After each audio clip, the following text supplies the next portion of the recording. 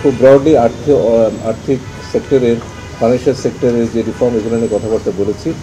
এবং এই যে বিষয়টা আপনি উল্লেখ করলেন, পাচার অর্থ পাচার সহ অন্যান্য যে সমস্ত বিষয়, সেই বিষয়গুলো প্রাথমিক কথাবার্তা হয়েছে। এবং এ বিষয়ে যুক্তরাষ্ট্র যে এক্সপার্টিস আছে সেটা হয়তো আমরা ব্যবহার করব, কিন্তু এই আলোচনাটা শুধুমাত্র শুরু হয়েছে, এটার হয়তো চূড়ান্ত একটা রূপ পেতে কিছুটা সময় লাগবে। বিশ্বমানের থার্মিক্স রড, সালাম স্টিল থার্মিক্স, দেশের একমাত্র থার্মিক্স রড। এটা ছিল, যেমনটা আমি বলেছি, এটা ছিল প্রাথমিক আলোচনা। আজকে বিকেলবেলায় তারা বাংলাদেশ ব্যাংকের গভর্নরের সাথে একটা বৈঠকে মিলিত হবেন।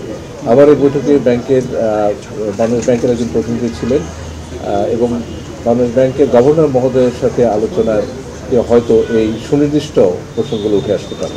প্রথম যেই আশ্বাস সেটি হচ্ছে যে অন্তর্বর্তীকালীন সরকারের সাথে তারা একযোগে কাজ করতে চান এবং সেটার প্রতিফলন হিসেবেই সরকার গঠনের দ্বিতীয় মাসের প্রথমেই তারা এই প্রতিনিধি দলকে পাঠিয়েছে।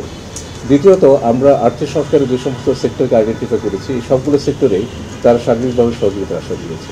প্রতিরক্ষা ক্রয় নিয়ে আজকে বৈঠকে আলোচনা, প্রতিরক্ষা সহযোগিতা নিয়ে আমার সাথে আজকে বৈঠকে আলোচনা করেছিলাম যে আমরা লেবার ল অ্যামেন্ড করব, সেই জায়গাটাতে গভর্নমেন্ট হারিয়ে গেল, সেই জায়গায় নতুন গভর্নমেন্ট কি করবে? লেবার ল নিয়ে আমরা যে সমস্ত পদক্ষেপ নিয়েছি সেই পদক্ষেপ সম্পর্কে তাদেরকে অবহিত করেছি এবং সেই পদক্ষেপগুলো সম্পর্কে তারা নোট নিয়েছেন এবং এগুলোকে তারা উল্লেখযোগ্য অগ্রগতির স্বীকৃতি দেন। তবে এই ক্ষেত্রে এই কনভারসেশনটা কন্টিনিউ করবে।